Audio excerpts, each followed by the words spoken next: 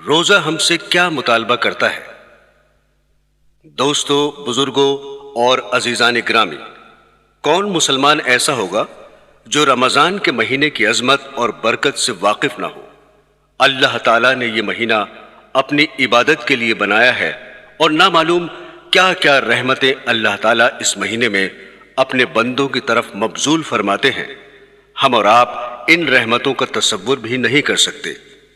اس مہینے کے اندر بعض اعمال ایسے ہیں جن کو ہر مسلمان جانتا ہے اور اس پر عمل بھی کرتا ہے۔ مثلا اس ماہ میں روزے فرض ہیں۔ الحمدللہ مسلمانوں کو روزہ رکھنے کی توفیق ہو جاتی ہے، اور تراویح کے بارے میں معلوم ہے کہ یہ سنت ہے اور مسلمانوں کو اس میں شرکت کی سعادت حاصل ہو جاتی ہے۔ لیکن اس وقت ایک اور پہلو کی طرف توجہ دلانا چاہتا ہوں۔ دوستو، عام طور پر یہ سمجھا جاتا ہے کہ رمضان المبارک کی خصوصیت صرف یہ ہے کہ اس میں روزے رکھے جاتے ہیں اور رات کے وقت تراویح پڑھی جاتی ہے، اور بس اس کے علاوہ اور کوئی خصوصیت نہیں۔ اس میں تو شک نہیں ہے کہ یہ دونوں عبادتیں اس مہینے کی بڑی اہم عبادات میں سے ہیں، لیکن بات صرف یہاں تک ختم نہیں ہوتی، بلکہ در حقیقت رمضان المبارک ہم سے اس سے زیادہ کا مطالبہ کرتا ہے۔ اور قرآن کریم میں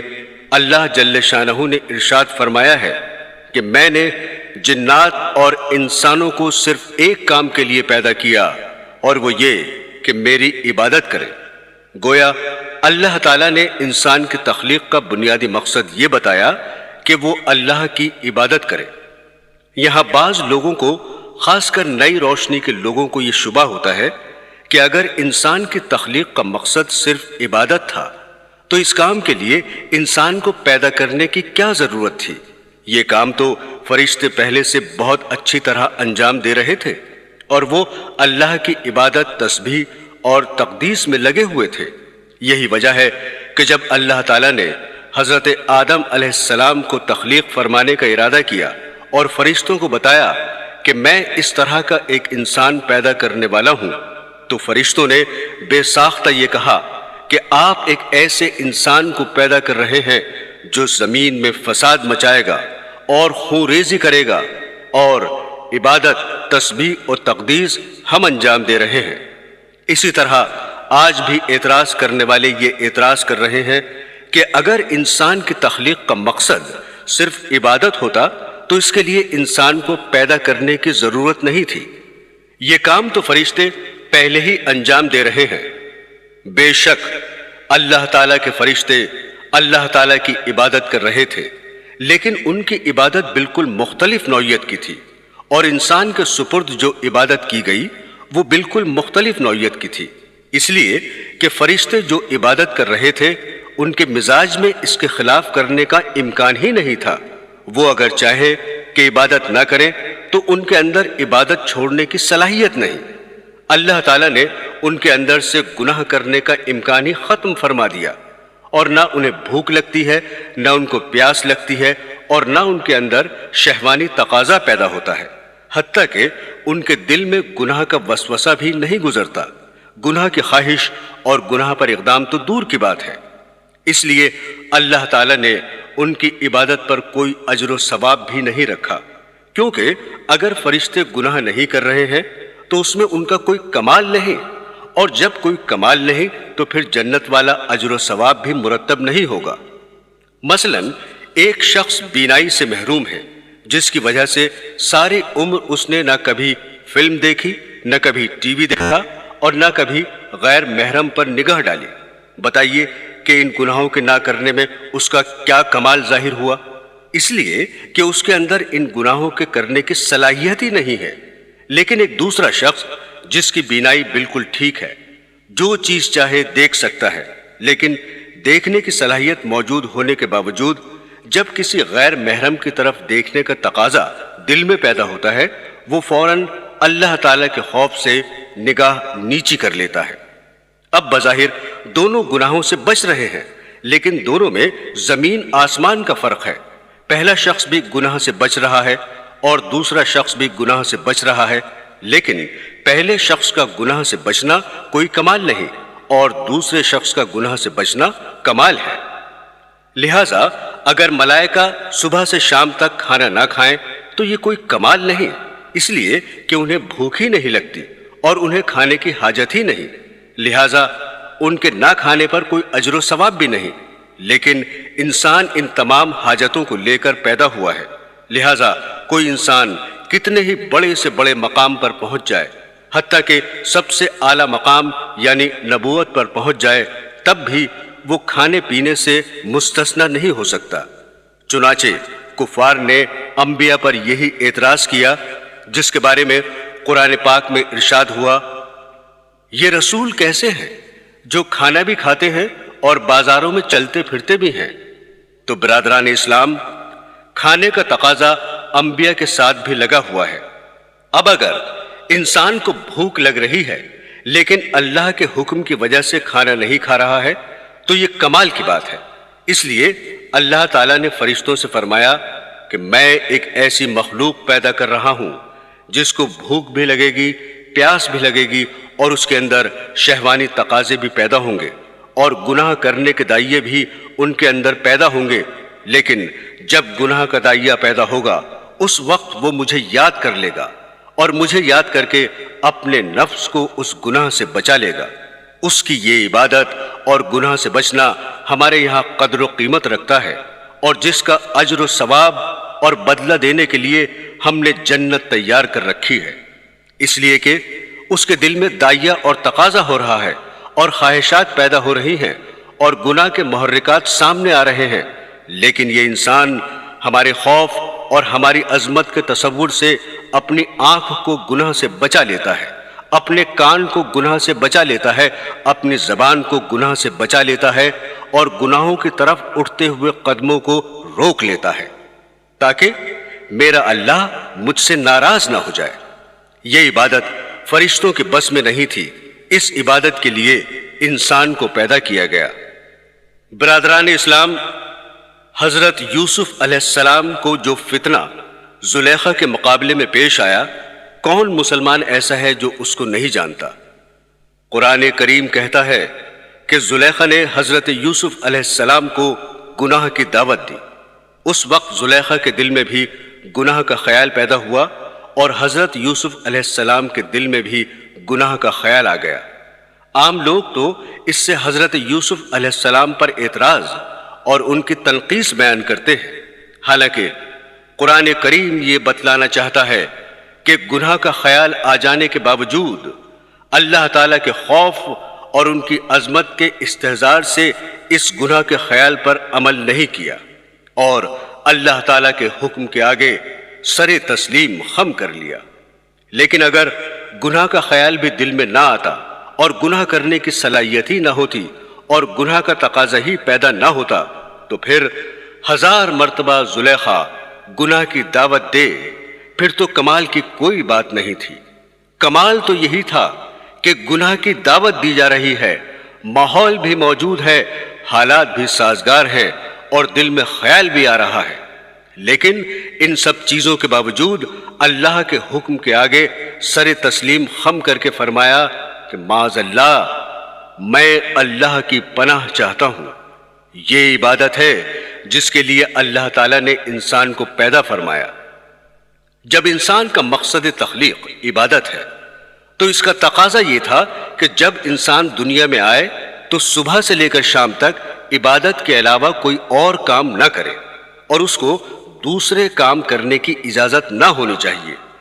چنانچہ دوسری جگہ قرآن کریم نے فرمایا ہے کہ اللہ تعالیٰ نے مومنوں سے ان کی جانیں اور ان کے مال خرید لیے اور اس کا معاوضہ یہ مقرر فرمایا کہ آخرت میں ان کو جنت ملے گی۔ جب ہماری جانیں بک چکی ہیں تو یہ جانیں جو ہم لیے بیٹھے ہیں وہ ہماری نہیں ہیں بلکہ بکا ہوا مال ہے، اس کی قیمت لگ چکی ہے۔ جب یہ جان اپنی نہیں ہے تو اس کا تقاضا یہ تھا کہ اس جان اور جسم کو سوائے اللہ کی عبادت کے دوسرے کام میں نہ لگایا جائے۔ لہٰذا اگر ہمیں اللہ تعالیٰ کی طرف سے یہ حکم دیا جاتا ہے کہ تمہیں صبح سے شام دوسرے کام کرنے کی اجازت نہیں، بس صرف سجدے میں پڑے رہا کرو اور اللہ اللہ کیا کرو، دوسرے کاموں کی اجازت نہیں، نہ کمانے کی اجازت ہے نہ کھانے کی اجازت ہے، تو یہ حکم انصاف کے خلاف نہ ہوتا، اس لیے کہ پیدا ہی عبادت کے لیے کیا گیا۔ لیکن قربان جائیے ایسے خریدار پر کہ اللہ تعالیٰ نے ہماری جان و مال کو خرید بھی لیا اور اس کی قیمت بھی پوری لگا دی، یعنی جنت، پھر وہ جان و مال ہمیں واپس بھی لوٹا دیا کہ یہ جان و مال تم اپنے پاس رکھ لو، اور ہمیں اس بات کی اجازت دی کہ کھاؤ پیو کماؤ اور دنیا کے کاروبار کرو، بس 5 وقت کی نماز پڑھ لیا کرو اور فلاں فلاں چیزوں سے پرہیز کرو، باقی جس طرح چاہو کرو۔ یہ اللہ تعالیٰ کی عظیم رحمت اور عنایت ہے۔ لیکن دوستو، جائز کرنے کا نتیجہ کیا ہوتا ہے؟ اللہ تعالیٰ بھی جانتے تھے کہ جب یہ انسان دنیا کے کاروبار اور کام دھندوں میں لگے گا تو رفتہ رفتہ اس کے دل پر غفلت کے پردے پڑ جایا کریں گے اور دنیا کے کاروبار اور دھندوں میں کھو جائے گا۔ تو اس غفلت کو دور کرنے کے لیے وقتاً فوقتاً کچھ اوقات مقرر فرما دیے ہیں۔ ان میں سے ایک رمضان المبارک کا مہینہ ہے، اس لیے کہ سال کے 11 مہینے تو آپ تجارت میں، زراعت میں، مزدوری میں اور دنیا کے کاروبار اور دھندوں میں کھانے کمانے اور ہنسنے بولنے میں لگے رہے، اور اس کے نتیجے میں دلوں پر غفلت کا پردہ پڑنے لگتا ہے۔ اس لیے ایک مہینہ اللہ تعالیٰ نے اس کام کے لیے مقرر فرما دیا کہ اس مہینے میں تم اپنے اصل مقصد تخلیق یعنی عبادت کی طرف لوٹ کر آؤ، جس کے لیے تمہیں دنیا میں بھیجا گیا اور جس کے لیے تمہیں پیدا کیا گیا۔ اس ماہ میں اللہ کی عبادت میں لگو اور 11 مہینے تک تم سے جو گناہ سرزد ہوئے ہیں ان کو بخشواؤ، اور دل کی صلاحیتوں پر جو میل آ چکا ہے اس کو دھلواؤ، اور دل میں جو غفلت کے پردے پڑ چکے ہیں ان کو اٹھواؤ۔ اس کام کے لیے ہم نے یہ مہینہ مقرر کیا ہے۔ ایک حدیث ہے، حضرت سلمان رضی اللہ تعالیٰ عنہ کہتے ہیں کہ نبی کریم صلی اللہ علیہ وسلم نے شعبان کی آخری تاریخ میں ہم لوگوں کو واعظ فرمایا کہ تمہارے اوپر ایک مہینہ آ رہا ہے جو بہت بڑا مہینہ ہے، بہت مبارک مہینہ ہے۔ اس میں ایک رات ہے شب قدر جو ہزاروں مہینوں سے بڑھ کر ہے۔ اللہ تعالیٰ نے اس کے روزے کو فرض فرمایا اور اس کے رات کے قیام یعنی تراویح کو ثواب کی چیز بنایا ہے۔ جو شخص اس مہینے میں کسی نیکی کے ساتھ اللہ کا قرب حاصل کرے، ایسا ہے جیسا کہ غیر رمضان میں فرض ادا کیا، اور جو شخص اس مہینے میں کسی فرض کو ادا کرے وہ ایسا ہے جیسا کہ غیر رمضان میں 70 فرض ادا کرے۔ یہ مہینہ صبر کا ہے اور صبر کا بدلہ جنت ہے، اور یہ مہینہ لوگوں کے ساتھ غمخواری کرنے کا ہے۔ اس مہینے میں مومن کا رزق بڑھا دیا جاتا ہے۔ جو شخص کسی روزہ دار کا روزہ افطار کرائے اس کے لیے گناہوں کے معاف ہونے اور آگ سے خلاصی کا سبب ہوگا، اور روزہ دار کے ثواب کی مانند اس کو ثواب ہوگا، مگر اس روزہ دار کے ثواب سے کچھ کم نہیں کیا جائے گا۔ صحابہ نے عرض کیا، یا رسول اللہ، ہم میں سے ہر شخص تو اتنی وسعت نہیں رکھتا کہ روزہ دار کو افطار کرائے۔ تو آپ صلی اللہ علیہ وسلم نے فرمایا کہ پیٹ بھر کھلانے پر موقوف نہیں، یہ ثواب تو اللہ جل شانہ ایک کھجور سے کوئی افطار کرا دے یا ایک گھونٹ پلا دے یا ایک گھونٹ لسی پلا دے، اس پر بھی مرحمت فرماتے ہیں۔ یہ ایسا مہینہ ہے کہ اس کا اول حصہ اللہ کی رحمت ہے اور درمیانی حصہ مغفرت ہے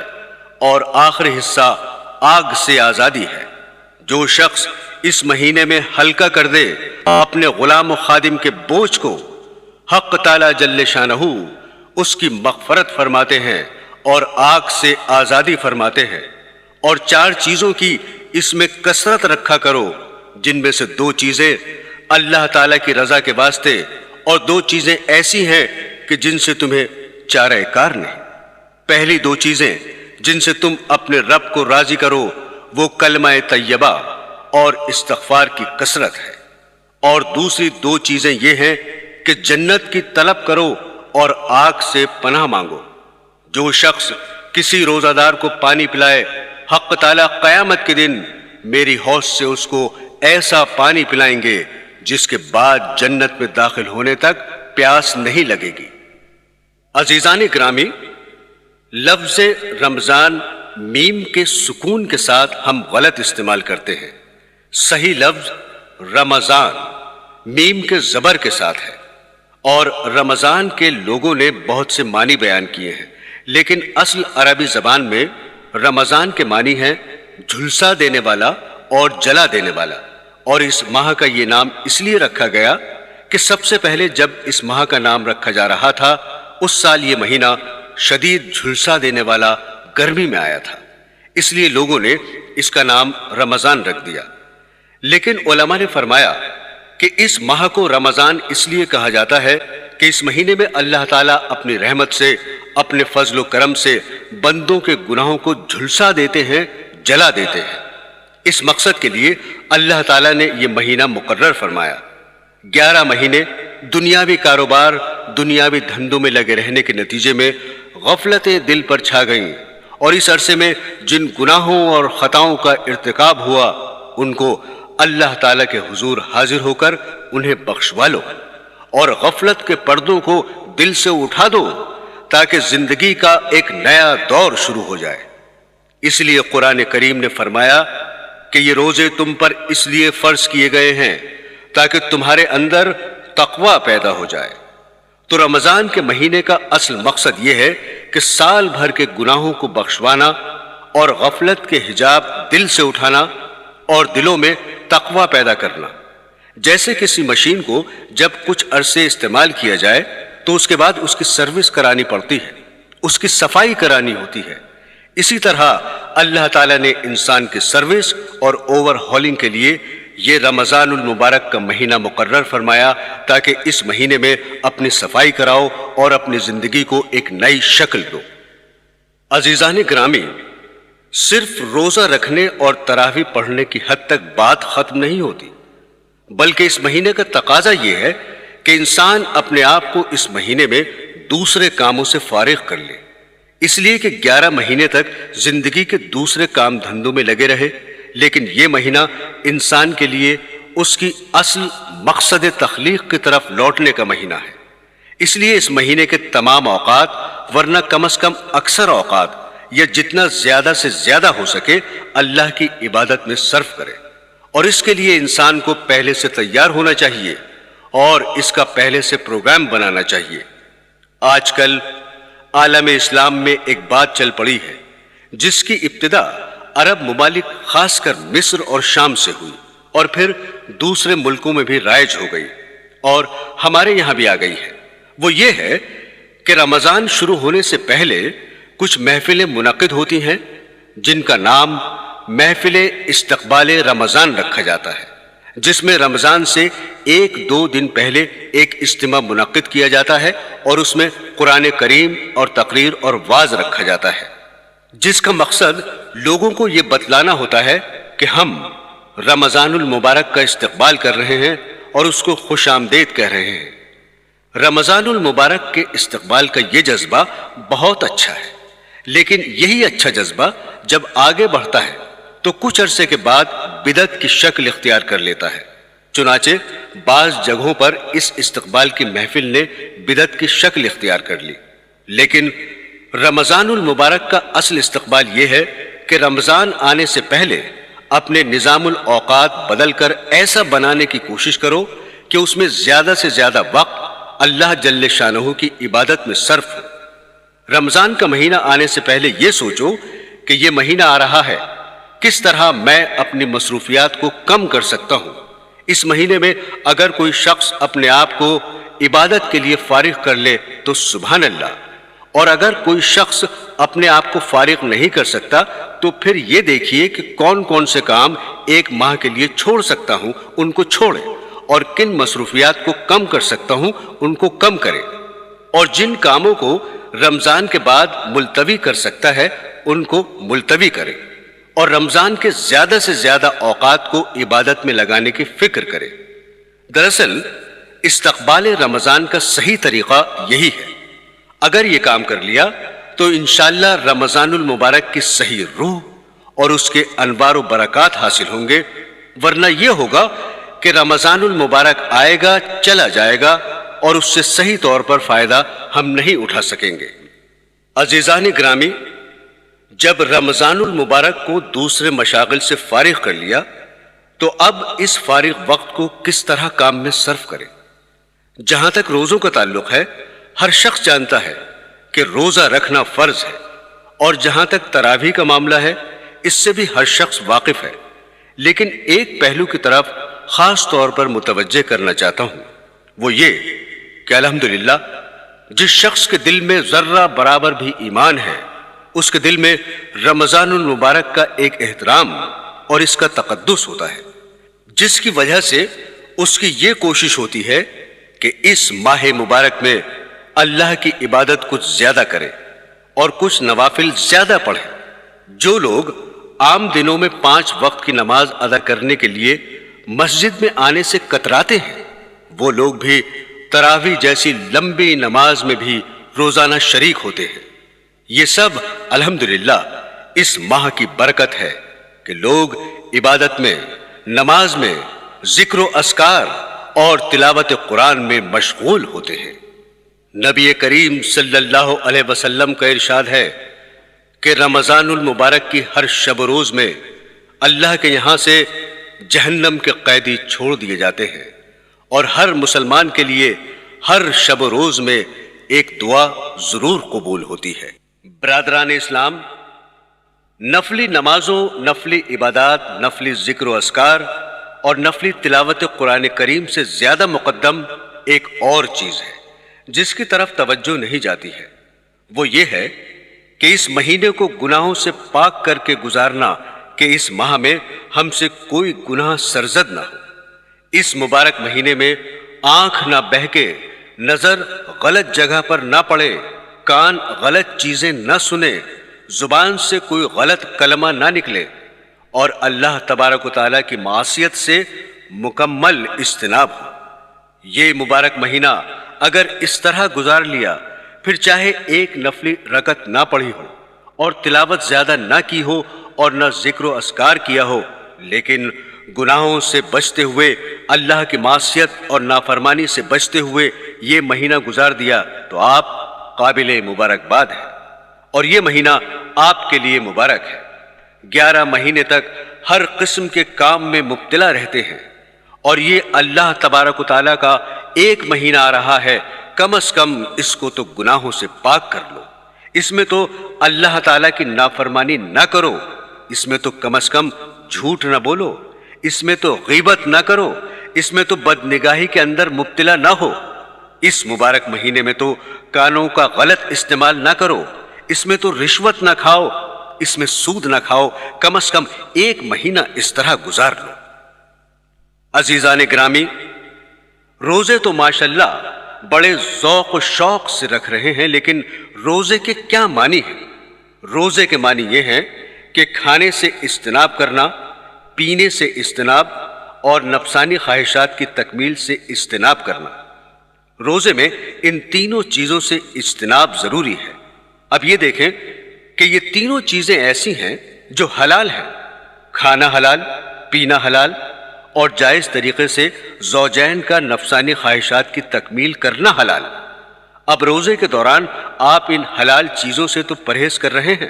نہ کھا رہے ہیں، نہ پی رہے ہیں، لیکن جو چیزیں پہلے سے حرام تھیں، مثلا جھوٹ بولنا، غیبت کرنا، بدنگاہی کرنا، جو ہر حال میں حرام تھیں، روزے میں یہ سب چیزیں ہو رہی ہیں۔ اب روزہ رکھا ہوا ہے اور جھوٹ بول رہے ہیں،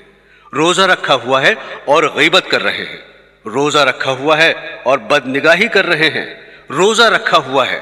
لیکن وقت پاس کرنے کے لیے گندی گندی فلمیں دیکھ رہے ہیں۔ یہ کیا روزہ ہوا کہ حلال چیز تو چھوڑ دی اور حرام چیز نہیں چھوڑی؟ اس لیے حدیث شریف میں نبی کریم صلی اللہ علیہ وسلم نے فرمایا کہ اللہ تعالیٰ فرماتے ہیں، جو شخص روزے کی حالت میں جھوٹ بولنا نہ چھوڑے تو مجھے اس کے بھوکا اور پیاسا رہنے کی کوئی حاجت نہیں۔ اس لیے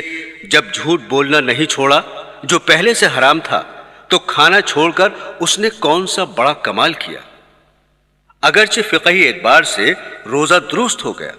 اگر کسی مفتی سے پوچھو گے کہ میں نے روزہ بھی رکھا تھا اور جھوٹ بھی بولا تھا، تو وہ مفتی یہی جواب دے گا کہ روزہ درست ہو گیا، اس کی قضا واجب نہیں، لیکن اس کی قضا واجب نہ ہونے کے باوجود اس روزے کا ثواب اور برکات ملیا میٹ ہو گئی، اس واسطے کہ تم نے اس روزے کی روح حاصل نہیں کی۔ قرآن حکیم میں ارشاد باری تعالیٰ ہے کہ اے ایمان والو، تم پر روزے فرض کیے گئے جیسے پچھلی امتوں پر فرض کیے گئے۔ کیوں روزے فرض کیے گئے؟ تاکہ تمہارے اندر تقوی پیدا ہو، یعنی روزہ اصل میں اس لیے تمہارے ذمے شروع کیا گیا تاکہ اس کے ذریعے تمہارے دل میں تقوی کی شمع روشن ہو۔ اب سنیے روزے سے تقوی کس طرح پیدا ہوتا ہے۔ بعض علماء کرام نے فرمایا کہ روزے سے تقوی اس طرح پیدا ہوتا ہے کہ روزہ انسان کی قوت حیوانیہ اور قوت بہیمیہ کو توڑتا ہے۔ جب آدمی بھوکا رہے گا تو اس کی وجہ سے اس کی حیوانی خواہشات اور حیوانی تقاضے کچلے جائیں گے، جس کے نتیجے میں گناہوں پر اقدام کرنے کا داعیہ اور جذبہ سست پڑ جائے گا۔ لیکن ہمارے حضرت مولانا شاہ اشرف علی تھانوی رحمت اللہ علیہ نے فرمایا کہ صرف قوت بہیمیہ توڑنے کی بات نہیں، بلکہ بات دراصل یہ ہے کہ جب آدمی صحیح طریقے سے روزہ رکھے گا تو یہ روزہ خود تقوی کی ایک عظیم الشان سیڑھی ہے۔ اس لیے کہ تقوی کے کیا معنی ہے؟ تقوی کے معنی یہ ہے کہ اللہ جل جلالہ کے عظمت کے استحضار سے، اس کے گناہوں سے بچنا، یعنی یہ سوچ کر کہ میں اللہ تعالیٰ کا بندہ ہوں اور اللہ تعالیٰ مجھے دیکھ رہے ہیں، اللہ تعالیٰ کے سامنے حاضر ہو کر مجھے جواب دینا ہے اور اللہ تعالیٰ کے سامنے پیش ہونا ہے۔ اس تصور کے بعد جب انسان گناہوں کو چھوڑتا ہے تو اسی کا نام تقوی ہے۔ جیسا کہ اللہ تعالیٰ فرماتے ہیں، جو شخص اس بات سے ڈرتا ہے کہ مجھے اللہ تعالیٰ کے دربار میں حاضر ہونا ہے اور کھڑا ہونا ہے، اور اس کے نتیجے میں وہ اپنے آپ کو ہوائے نفس اور خواہشات سے روکتا ہے، یہی تقوی ہے۔ لہذا روزہ حصول تقوی کے لیے بہترین ٹریننگ اور بہترین تربیت ہے۔ جب روزہ رکھ لیا تو آدمی پھر کیسے ہی گناہگار، خطاکار اور فاسق و فاجر ہو، جیسا بھی ہو، لیکن روزہ رکھنے کے بعد اس کی یہ کیفیت ہوتی ہے کہ سخت گرمی کا دن ہے، سخت پیاس لگی ہوئی ہے، کمرے میں اکیلا ہے، کوئی دوسرا پاس موجود نہیں، اور دروازے پر کنڈی لگی ہوئی ہے، اور کمرے میں فریج موجود ہے، اور اس فریج میں ٹھنڈا پانی موجود ہے۔ اس وقت انسان کا نفس یہ تقاضا کرتا ہے کہ شدید گرمی کے عالم میں ٹھنڈا پانی پی لوں، لیکن کیا وہ شخص فریج سے ٹھنڈا پانی نکال کر پی لے گا؟ ہرگز نہیں پیے گا۔ حالانکہ اگر وہ پانی پی لے تو کسی بھی انسان کو کانوں کان خبر نہ ہوگی، کوئی لعنت اور ملامت کرنے والا نہیں ہوگا، اور دنیا والوں کے سامنے وہ روزہ دار ہی رہے گا، اور شام کو باہر نکل کر آرام سے لوگوں کے ساتھ افطاری کھا لے تو کسی شخص کو بھی پتہ نہیں چلے گا کہ اس نے روزہ توڑ دیا ہے۔ لیکن اس سب کے باوجود وہ پانی نہیں پیتا ہے۔ کیوں نہیں پیتا؟ پانی نہ پینے کی اس کے علاوہ کوئی اور وجہ نہیں ہے کہ وہ یہ سوچتا ہے کہ اگرچہ کوئی مجھے نہیں دیکھ رہا ہے، لیکن میرا مالک جس کے لیے میں نے روزہ رکھا ہے وہ تو مجھے دیکھ رہا ہے۔ اسی لیے اللہ جل شانہ فرماتے ہیں کہ روزہ میرے لیے ہے، لہٰذا میں ہی اس کی جزا دوں گا۔ اور اعمال کے بارے میں تو یہ فرمایا کہ کسی عمل کا 10 گنا اجر، کسی عمل کا 70 گنا اجر، اور کسی عمل کا 100 گنا اجر ہے، حتیٰ کہ صدقہ کا اجر 700 گنا ہے۔ لیکن روزے کے بارے میں فرمایا کہ روزے کا اجر میں دوں گا، کیونکہ روزہ اس نے صرف میرے لیے رکھا تھا، اس لیے کہ شدید گرمی کی وجہ سے جب حلق میں کانٹے لگ رہے ہیں اور زبان پیاس سے خشک ہے اور فریج میں ٹھنڈا پانی موجود ہے، تنہائی ہے اور کوئی دیکھنے والا بھی نہیں ہے، اس کے باوجود میرا بندہ صرف اس لیے پانی نہیں پی رہا ہے کہ اس کے دل میں میرے سامنے کھڑا ہونے اور جواب دہی کا ڈر اور احساس ہے۔ اس احساس کا نام تقوی ہے۔ اگر یہ احساس پیدا ہو گیا تو تقوی بھی پیدا ہو گیا۔ لہذا تقوی روزے کی ایک شکل بھی ہے اور اس کے حصول کی ایک سیڑھی بھی ہے۔ اس لیے اللہ تعالیٰ نے فرمایا کہ ہم نے روزے اس لیے فرض کیے تاکہ تقوی کی عملی تربیت دے۔ لہذا جب تم روزے کے ذریعے یہ عملی تربیت حاصل کر رہے ہو تو پھر اس کو اور ترقی دو اور آگے بڑھاؤ۔ لہذا جس طرح روزے کی حالت میں شدت پیاس کے باوجود پانی پینے سے رک گئے تھے اور اللہ تعالیٰ کے خوف سے کھانا کھانے سے رک گئے تھے، اور اسی طرح جب کاروباری زندگی میں نکلو اور وہاں پر اللہ کی معصیت اور نافرمانی کا تقاضا اور داعیہ پیدا ہو تو یہاں بھی اللہ کے خوف سے اس معصیت سے رک جاؤ۔ لہذا 1 مہینے کے لیے ہم تمہیں ایک تربیتی کورس سے گزار رہے ہیں، اور یہ تربیتی کورس اس وقت مکمل ہوگا جب کاروباری زندگی میں ہر موقع پر اس پر عمل کرو، ورنہ اس طرح یہ تربیتی کورس مکمل نہیں ہوگا کہ اللہ کے خوف سے پانی پینے سے تو رک گئے اور جب کاروباری زندگی میں نکلے تو پھر آنکھ غلط جگہ پر پڑ رہی ہے، کان بھی غلط باتیں سن رہے ہیں، زبان سے بھی غلط باتیں نکل رہی ہیں۔ اس طرح تو یہ کورس مکمل نہیں ہوگا۔ عزیزان گرامی، جس طرح علاج ضروری ہے اسی طرح پرہیز بھی ضروری ہے۔ اللہ تعالیٰ نے روزہ اس لیے رکھوایا تاکہ تمہارے اندر تقوی پیدا ہو، لیکن تقوی اس وقت پیدا ہوگا جب اللہ کی نافرمانیوں اور معصیتوں سے پرہیز کرو گے۔ مثلا کمرے کو ٹھنڈا کرنے کے لیے آپ نے اس میں ایئر کنڈیشن لگایا، اور ایئر کنڈیشن کا تقاضا یہ ہے کہ وہ پورے کمرے کو ٹھنڈا کر دے۔ اب آپ نے اس کو آن کر دیا، لیکن ساتھ ہی اس کمرے کی کھڑکیاں اور دروازے کھول دیے۔ ادھر سے ٹھنڈک آ رہی ہے اور ادھر سے نکل رہی ہے، لہٰذا کمرہ ٹھنڈا نہیں ہوگا۔ بالکل اسی طرح یہ سوچئے کہ روزہ کا ایئر کنڈیشن تو آپ نے لگا دیا، لیکن ساتھ ہی دوسری طرف اللہ کی نافرمانی اور معصیتوں کے دروازے اور کھڑکیاں کھول دی۔ اب بتائیے ایسے دروازے سے کوئی فائدہ حاصل ہوگا؟ اسی طرح روزے کے اندر یہ حکمت کہ اس کا مقصد قوت بہیمیہ توڑنا ہے، یہ بات کی حکمت ہے۔ اصل مقصد یہ ہے کہ ان کے حکم کی اتباع اور سارے دین کا دار و مدار اللہ اور اللہ کے رسول کے حکم کی اتباع ہے۔ وہ جب کہیں کہ کھاؤ اس وقت کھانا دین ہے، اور جب وہ کہیں کہ مت کھاؤ اس وقت نہ کھانا دین ہے۔ اللہ تعالیٰ نے اپنی اطاعت اور اپنی اتباع کا عجیب نظام بنایا ہے کہ سارا دن تو روزہ رکھنے کا حکم دیا اور اس پر بڑا اجر و ثواب رکھا، لیکن ادھر آفتاب غروب ہوا، ادھر یہ حکم آ گیا کہ اب جلدی افطار کرو، کیونکہ بلا وجہ افطار میں تاخیر کرنا مکروہ اور ناپسندیدہ ہے۔ کیوں ناپسندیدہ ہے؟ اس لیے کہ جب آفتاب غروب ہو گیا تو اب ہمارا یہ حکم آ گیا کہ اب بھی اگر نہیں کھاؤ گے اور بھوکے رہو گے تو یہ بھوک کی حالت ہمیں پسند نہیں، اس لیے کہ اصل کام ہماری اتباع کرنا ہے، اپنا شوق پورا نہیں کرنا ہے۔ دوستو، عام حالات میں دنیا کی کسی چیز کی حرص اور ہوس بہت بری چیز ہے، لیکن جب وہ کہیں کہ حرص کرو تو پھر حرص ہی میں لطف اور مزہ ہے۔ کسی نے کیا خوب کہا ہے، جب سلطان دین یہ چاہ رہے ہیں کہ میں حرص اور طمع کروں تو پھر قناعت کے سر پر خاک، پھر قناعت میں مزہ نہیں ہے، پھر تو طمع اور حرص میں مزہ ہے۔ یہ افطار میں جلدی کرنے کا حکم اسی وجہ سے ہے۔ غروب آفتاب سے پہلے تو یہ حکم تھا، ایک ذرہ بھی اگر منہ میں چلا گیا تو گناہ بھی لازم اور کفارہ بھی لازم۔ مثلا 7 بجے آفتاب غروب ہو رہا تھا، اب اگر کسی شخص نے 6:59 پر ایک چنے کا دانہ کھا لیا، اب بتائیے کہ روزے میں کتنی کمی آئی؟ صرف 1 منٹ کی کمی آئی، 1 منٹ کا روزہ توڑا، لیکن اس 1 منٹ کے روزے کے کفارے میں 60 دن کے روزے رکھنے واجب ہیں۔ اس لیے کہ بات صرف ایک چنے اور 1 منٹ کی نہیں ہے، بات دراصل یہ ہے کہ اس نے ہمارا حکم توڑا۔ ہمارا حکم یہ تھا کہ جب تک آفتاب غروب نہ ہو جائے اس وقت تک کھانا جائز نہیں، لیکن تم نے یہ حکم توڑ دیا، لہٰذا اب 1 منٹ کے بدلے میں 60 دن کے روزے رکھو۔ اور پھر جیسے ہی آفتاب غروب ہو گیا تو یہ حکم آ گیا، اب جلدی کھاؤ، اگر بلا وجہ تاخیر کر دی تو گناہ ہوگا۔ کیوں؟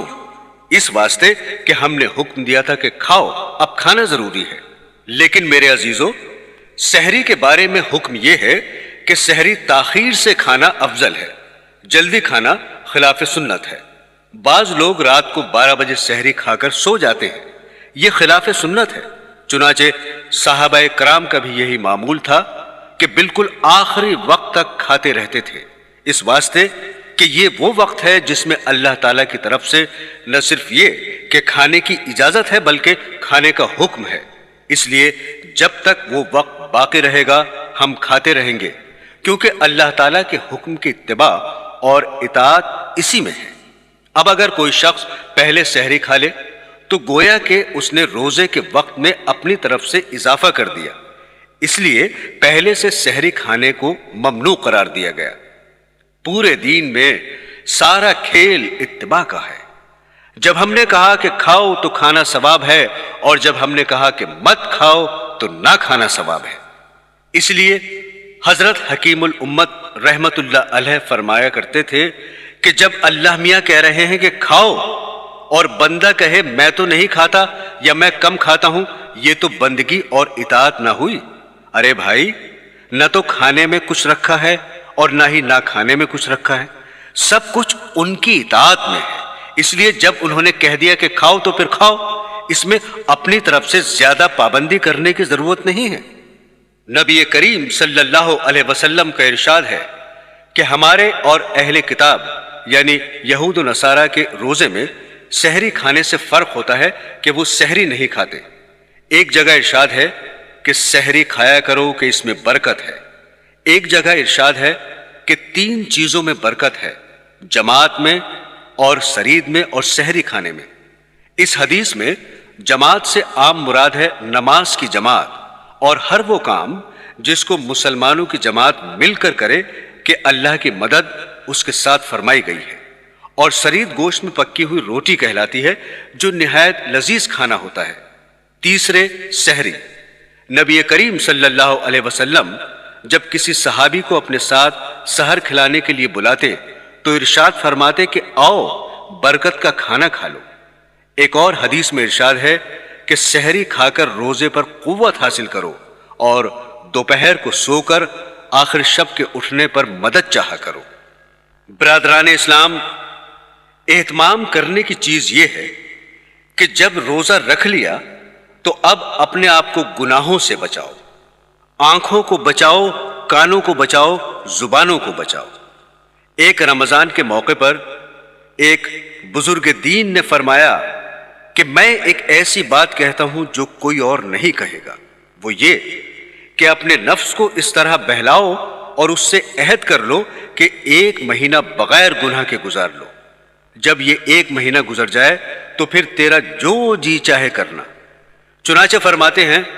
کہ اللہ تعالیٰ کی رحمت سے امید ہے کہ جب یہ 1 مہینہ بغیر گناہ کے گزر جائے گا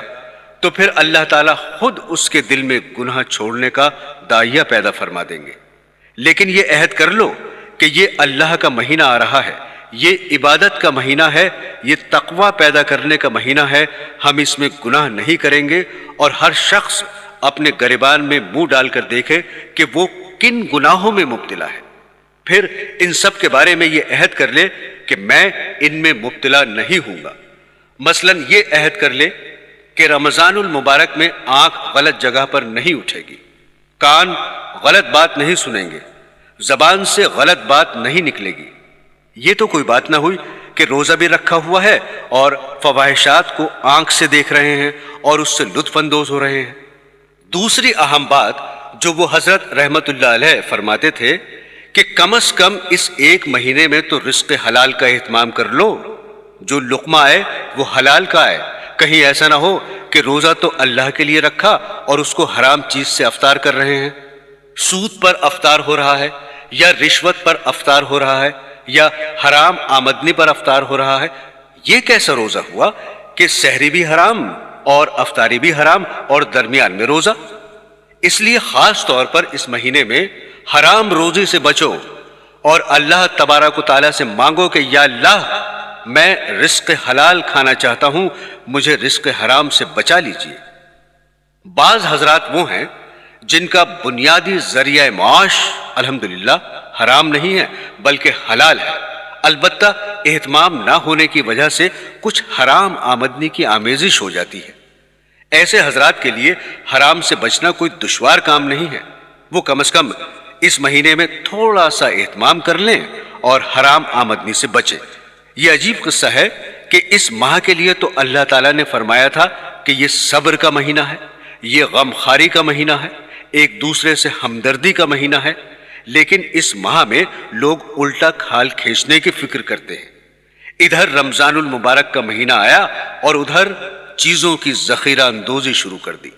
لہٰذا کم از کم اس مہینے میں اپنے آپ کو ایسے حرام کاموں سے بچاؤ۔ بعض حضرات وہ ہیں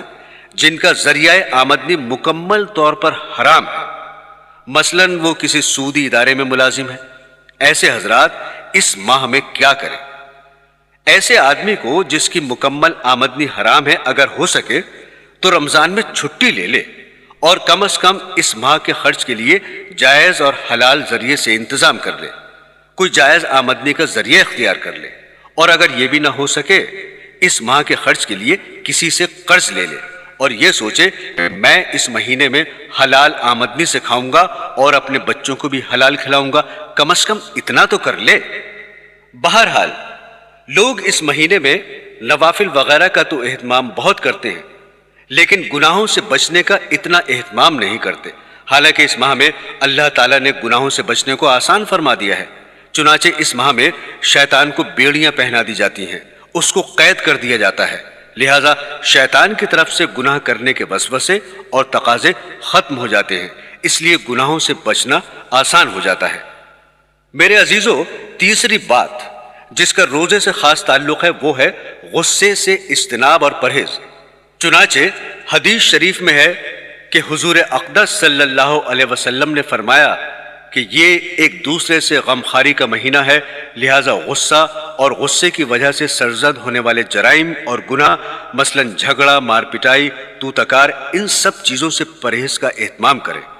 حدیث شریف میں حضور اقدس صلی اللہ علیہ وسلم نے یہاں تک فرما دیا ہے کہ اگر کوئی شخص تم سے جہالت اور لڑائی کی بات کرے تو تم کہہ دو کہ میرا روزہ ہے، میں لڑنے کے لیے تیار نہیں، نہ زبان سے لڑنے کے لیے تیار ہوں اور نہ ہاتھ سے، اس سے پرہیز کرے۔ یہ سب بنیادی کام ہے۔ برادران اسلام، جہاں تک عبادات کا تعلق ہے، تمام مسلمان ماشاءاللہ جانتے ہی ہیں کہ روزہ رکھنا، تراویح پڑھنا ضروری ہے، اور تلاوت قرآن کو چونکہ اس مہینے سے خاص مناسبت ہے، چنانچہ حضور نبی کریم صلی اللہ علیہ وسلم رمضان کے مہینے میں حضرت جبرائیل علیہ السلام کے ساتھ پورے قرآن کریم کا دور فرمایا کرتے تھے۔ اس لیے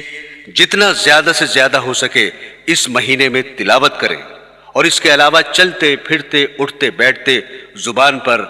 اللہ کا ذکر کریں، اور نوافل کی جتنی کثرت ہو سکے کریں، اور عام دنوں میں